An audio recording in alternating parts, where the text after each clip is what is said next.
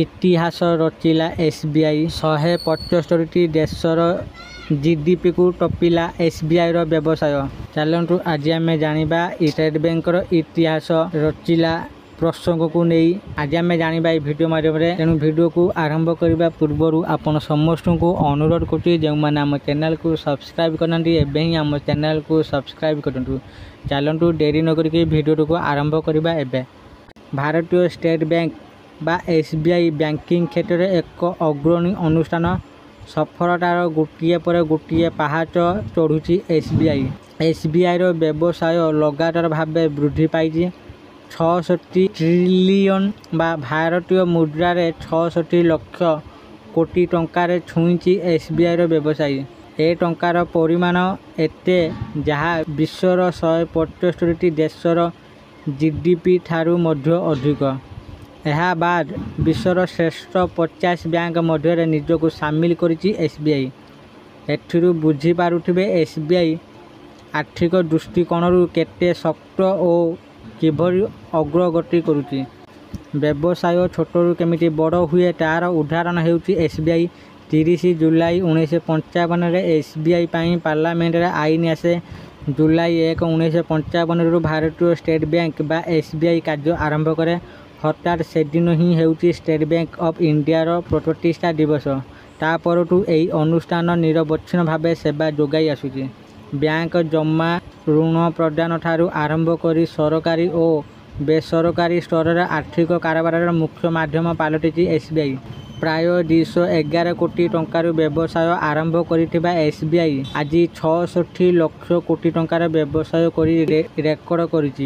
SBIର ବ୍ୟବସାୟକୁ ଯଦି ଆମେ ଜାତୀୟ GDP ସହ ତୁଳନା କରିବା ତାହେଲେ ମଧ୍ୟ SBI ଜବରଦସ୍ତ ପ୍ରଦର୍ଶନ କରିଛି। 1955 ମସିହାରେ ଭାରତର GDP ଥିଲା 10,977 କୋଟି। ଏହା ପ୍ରାୟ 3000 ଗୁଣା ବୃଦ୍ଧି ପାଇ 3 ଟ୍ରିଲିୟନରୁ ଅଧିକ ବିଶିଷ୍ଟ ଅର୍ଥନୀତି ହୋଇପାରିଛି। ବିଶ୍ୱ GDPକୁ ଯଦି ଦେଖାଯାଏ ତେବେ SBIର ଅଂଶ ହେଉଛି 1.1%, ଆଉ ଭାରତରେ GDPର ପ୍ରାୟ 16%। ସରକାରଙ୍କ ଦ୍ୱାରା ଜାରି ରହିଥିବା ବିଭିନ୍ନ ସାମାଜିକ ସୁରକ୍ଷା ଯୋଜନାରେ ଟଙ୍କା ପ୍ରଦାନରେ SBIର ରହିଛି ବଳିଷ୍ଠ ଭୂମିକା। SBI ଜରିଆରେ ପ୍ରାୟ 15 କୋଟି ବ୍ୟାଙ୍କ ଖାତା ଜନଧନ ଯୋଜନା ପାଇଁ ଖୋଲାଯାଇଛି। 16 କୋଟି 60 ଲକ୍ଷ ଲୋକ PM ସୁରକ୍ଷା ଯୋଜନାରେ SBI ସହ ଯୋଡ଼ି ହୋଇଛନ୍ତି। ସେହିଭଳି 6 କୋଟି 70 ଲକ୍ଷରୁ ଅଧିକ ପ୍ରଧାନମନ୍ତ୍ରୀ ଜୀବନ ଜ୍ୟୋତି ବୀମା ଯୋଜନାରେ ସାମିଲ ହୋଇଥିବା ବେଳେ 1 କୋଟି 73 ଲକ୍ଷ ଲୋକ ଅଟଳ ପେନ୍ସନ ଯୋଜନାରେ ଅନ୍ତର୍ଭୁକ୍ତ। ଏ ସଂଖ୍ୟା ବା ତଥ୍ୟ ହିଁ କହୁଛି SBI ଉପରେ ସରକାର ଓ ଲୋକଙ୍କ ବିଶ୍ୱାସ କେତେ।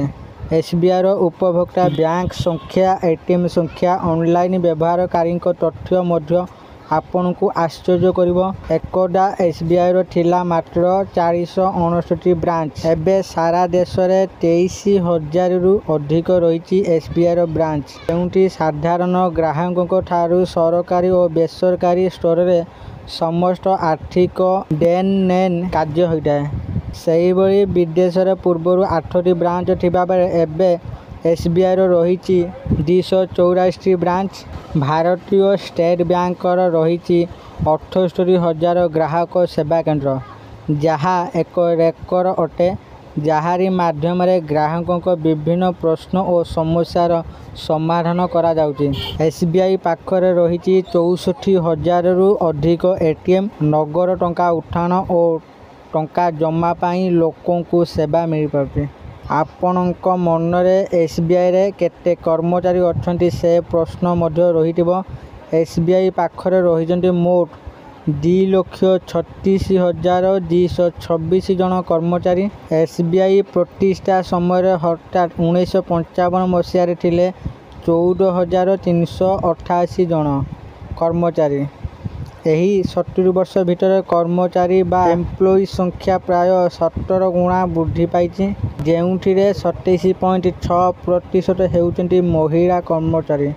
ବ୍ୟାଙ୍କ ରାଙ୍କିଙ୍ଗ ଓ ତଥ୍ୟ କହୁଛି, ବ୍ୟାଙ୍କିଂ କ୍ଷେତ୍ରରେ ସାରା ବିଶ୍ୱରେ SBIର ର୍ୟାଙ୍କ ହେଉଛି 45। ଟ୍ୟାକ୍ସ ପୂର୍ବ ଲାଭରେ SBI विश्व रही 27 नंबर।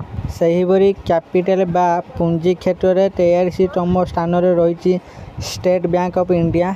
एसबीआई केवल व्यवसायी बा आर्थिक दृष्टिकोण निजक शक्त करिछि से कथा नुहे, दशंधि धरी लोकों आस्था और विश्वास जीति पारिछि। तेणु अनेक ग्राहक एसबीआई भरोसा योग्य और निरापद मन करती आउ निजर स्लोगान आपणक सह सर्वदा जहाकू चरितार्थ करिपारछि। जदि आपण भी मोपरी एसबीआई एक ग्राहक बा कस्टमर अछंती तो आपण मानकू ए भिडियोटी केमिति लागिला आपण माने कमेंट करी मते जणांतु।